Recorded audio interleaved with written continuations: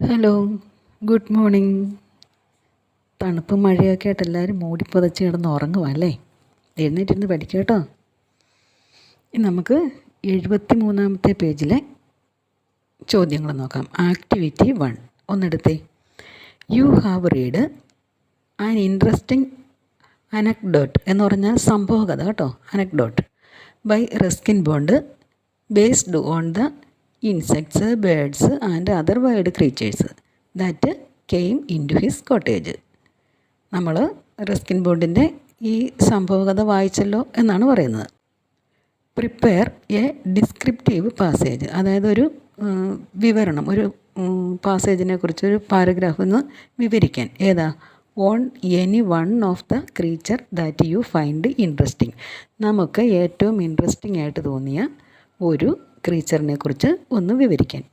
ഇതിനകത്ത് നമുക്ക് ഏറ്റവും ഇൻട്രസ്റ്റിംഗ് ആയിട്ട് തോന്നിയത് വവ്വാൽ തന്നെയാണ് അല്ലേ? തന്നെയല്ല, ഒരു പക്ഷേ ഈ വവ്വാലിനെ പറ്റി മാത്രം എഴുതാനും നമുക്ക് പരീക്ഷയ്ക്ക് വന്നെന്നിരിക്കും. അതുകൊണ്ട് നമുക്കത് പഠിക്കാം അല്ലേ? നോക്കിക്കേ, എബൌട്ട് ദ ബാറ്റ് എന്നാണ് ഹെഡിങ് കൊടുത്തേക്കുന്നത്. My eccentric guest by Ruskin Bond is an interesting account of some insects, birds and other wild creatures that stay in to his cottage. നമ്മൾ പല പ്രാവശ്യം വായിച്ച സെൻറ്റൻസാണ് അല്ലേ? അതുകൊണ്ട് അതിൻ്റെ അർത്ഥം അറിയാമായിരിക്കുമല്ലോ എല്ലാവർക്കും. മൈ എക്സെൻട്രിക് ഗസ്റ്റ് എന്നത് റസ്കിൻ ബോണ്ട് എഴുതിയ ഒരു ഇൻട്രസ്റ്റിംഗ് അക്കൗണ്ടാണ്. അത് കീടങ്ങളെക്കുറിച്ചും പ്രാണികളെക്കുറിച്ചും വൈൽഡ് ക്രീച്ചേഴ്സിനെ കുറിച്ചും ഒക്കെയുള്ളൊരു വിവരണമാണ്. ഈ ക്രീച്ചേഴ്സൊക്കെ അദ്ദേഹത്തിൻ്റെ കോട്ടേജിൽ അലഞ്ഞു തിരിഞ്ഞ് നടന്നതുമാണ്. These little creatures provided a small but much needed and desired company to the author in his acute loneliness in the Himalayan valleys. അത് നമുക്കറിയാം.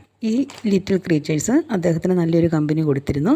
അദ്ദേഹത്തിൻ്റെ ഏകാന്തതയിൽ, ഹിമാലയ വാലിയിലെ ഏകാന്തതയിൽ അദ്ദേഹത്തിന് നല്ല കമ്പനി കൊടുത്തിരുന്നു. In his narration we see only 5 creatures. ഈ നറേഷനിൽ നമ്മൾ കാണുന്നത് 5 ക്രീച്ചേഴ്സിനെയാണ്. എ ബാംബു ബീറ്റിൽ, ഒരു മുളവണ്ട്. A deep blue whistling thrush, ഒരു കടുന്നീല നിറമുള്ള പാടുന്ന പക്ഷി. എ ബാറ്റ്, ഒരു വവ്വാൽ. എ ബാച്ചിലർ സ്കുറിൽ, ഒരു അവിവാഹിതനായ ഒരു അണ്ണാൻ കുഞ്ഞ്. And an emerald green praying mantis, ഒരു മരതക പച്ച നിറമുള്ള പുൽച്ചാടി. ഇത്ര എണ്ണത്തിനെ നമ്മൾ കാണുന്നത്. The tiny bat was more interesting creature to me. Tiny ബാറ്റായിരുന്നു എനിക്ക് ഏറ്റവും ഇൻട്രസ്റ്റിംഗ് ആയിട്ടുള്ള ക്രീച്ചർ. ഇനി ഹീ കംസ് അറ്റ് നൈറ്റ്, അവൻ രാത്രിയിലാണ് വരുന്നത്. വെൻ ലൈറ്റ്സ് ആർ ബേണിംഗ്, വിളക്കുകളൊക്കെ പ്രകാശമൊക്കെ കത്തി നിൽക്കുന്ന സമയത്ത്. He prefers to come in through the open door, തുറന്നു കിടക്കുന്ന വാതിലിലൂടെ കടന്നു വരാനായിരുന്നു അവന് ഇഷ്ടം. And will use the window only if there is no alternative. അവിടെ മറ്റ് മാർഗ്ഗങ്ങളൊന്നുമില്ലെങ്കിൽ, ആൾട്ടർനേറ്റീവ് എന്ന് പറഞ്ഞാൽ മറ്റ് മാർഗ്ഗങ്ങളാണ്. ALTERNATIVE. മറ്റ് മാർഗ്ഗങ്ങളൊന്നും ഇല്ലെങ്കിൽ മാത്രമാണ് അവൻ വിൻഡോയിൽ കൂടെ കടന്നു വന്നുകൊണ്ടിരുന്നത്. ഹിസ് ഒബ്ജക്റ്റ് വാസ്, അവൻ്റെ ലക്ഷ്യം, to snap up the moths that cluster around the lamp.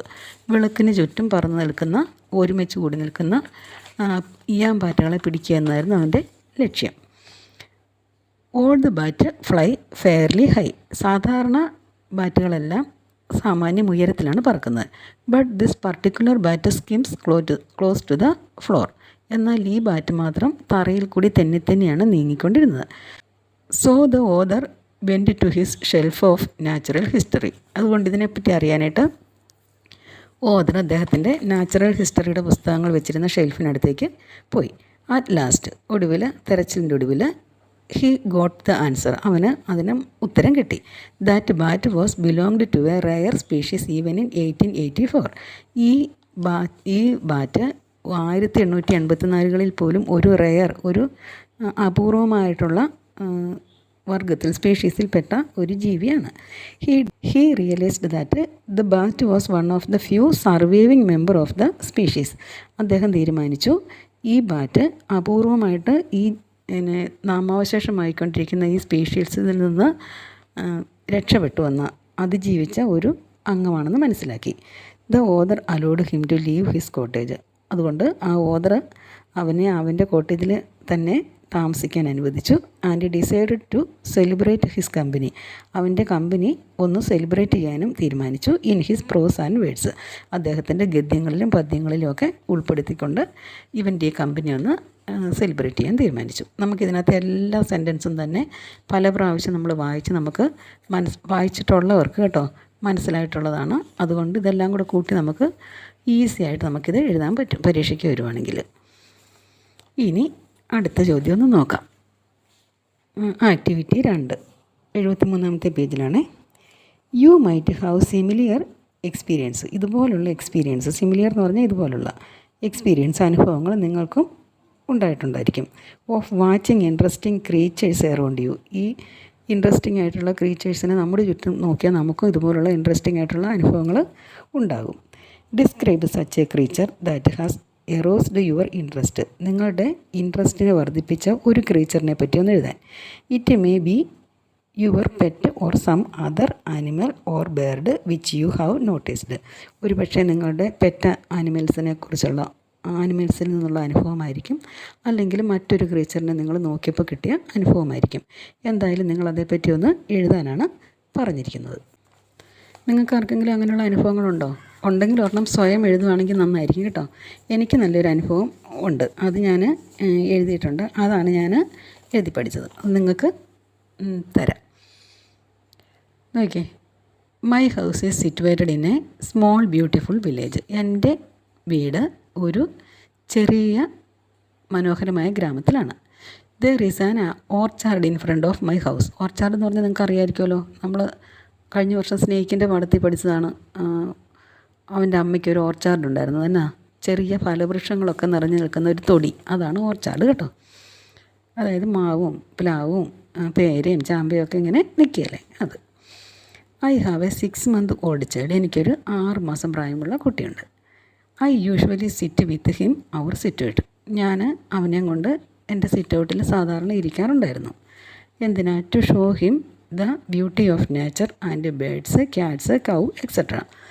പ്രകൃതി ഭംഗിയൊക്കെ കാണിക്കാനും ബേഡ്സിനെയും ക്യാറ്റ്സിനെയും കൗവിനെയും ഒക്കെ കാണിക്കാനും ഒക്കെ ആയിട്ട് ഞാനവിടെ ഇരിക്കുമായിരുന്നു. There was 2 sparrows. അവിടെ 2 കുരുവികളുണ്ടായിരുന്നു. They were the permanent visitor of us. അത് സ്ഥിരമായിട്ട് ഞങ്ങളെ കാണാൻ വരുന്ന വിസിറ്റേഴ്സായിരുന്നു. My child to enjoy this. അവന് ഈ സ്പാരോസിനെ കാണുന്ന ഭയങ്കര സന്തോഷമാണ്. അത് അങ്ങോട്ടും ഇങ്ങോട്ടുമൊക്കെ പറക്കും. അതെല്ലാം കണ്ടുകൊണ്ട് പോയി സന്തോഷിച്ച് അവിടെ ഇരിക്കുമായിരുന്നു. അവൻ ഒത്തിരി അത് എൻജോയ് ചെയ്യുമായിരുന്നു. One day he was sleeping. ഒരു ദിവസം കുഞ്ഞ് ഉറങ്ങുമായിരുന്നു. So I was sitting alone on a chair in the sit out. ഞാൻ വന്ന് സിറ്റ് ഔട്ടിൽ ഒരു ചെയറിൽ ചുമ്മാ ഇങ്ങനെ ഇരിക്കുമായിരുന്നു. The sparrows came as usual. അന്നേരം ആ കുരുവികൾ വന്നു. കുരുവികൾ അവിടെ ഇരുന്നിട്ട് ആഫ്റ്റർ സം ടൈം, ഇച്ചിരി കഴിഞ്ഞപ്പം, there happen an unexpected event. അവിടെ ഒരു അപ്രതീക്ഷിതമായ ഒരു സംഭവമാണ് പിന്നെ അവിടെ ഉണ്ടായത്. എന്താണെന്നറിയാവോ? The sparrows flew towards me. എൻ്റെ നേരെ ആ സ്പാരോസ് പറന്നു വന്നു. And gave me a painful peck. എനിക്ക് ഒറ്റ കൊത്ത് തന്നു എനിക്കിട്ട്.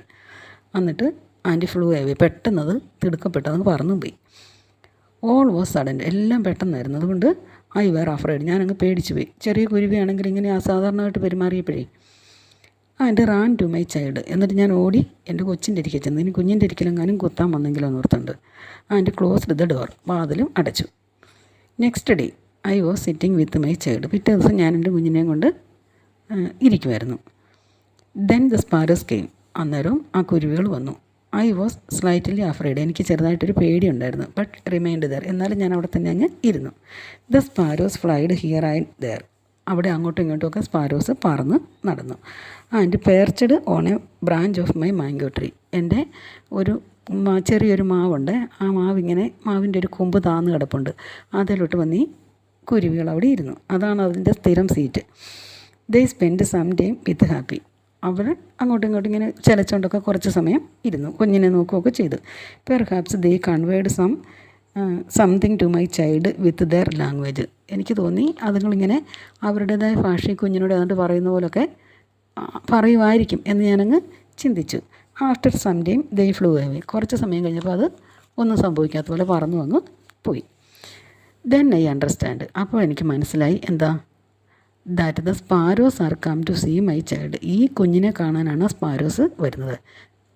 This was an interesting incident to me. എനിക്കതൊരു ഭയങ്കര ഇൻട്രസ്റ്റിംഗ് ആയിട്ടുള്ളൊരു സംഭവമായിട്ട് തോന്നി. നിങ്ങൾക്കത് ഇൻട്രസ്റ്റിംഗ് ആയിട്ട് തോന്നിയെങ്കിൽ നിങ്ങളിത് പഠിക്കുക. ഇല്ലെങ്കിൽ നിങ്ങൾക്കൊരു സ്വന്തമായിട്ടൊന്ന് നിങ്ങളുടെ അനുഭവത്തിൽ നിന്നുള്ളത് മലയാളത്തിൽ എഴുതി ഇംഗ്ലീഷിൽ ട്രാൻസ്ലേറ്റ് ചെയ്ത് ഞാൻ അങ്ങനെ എടുത്തതാണിത്. അതുപോലെ നിങ്ങളും ചെയ്യാമെങ്കിൽ നന്നായിരിക്കും. ഇല്ലെങ്കിൽ ഇത് പഠിച്ചു വെക്കുക. ഓക്കെ, നമുക്ക് ബാക്കി അടുത്ത ദിവസം അടുത്ത വീഡിയോയിൽ കാണാം. Best wishes. എല്ലാവരും നന്നായിട്ട് പഠിക്കുക. God bless you.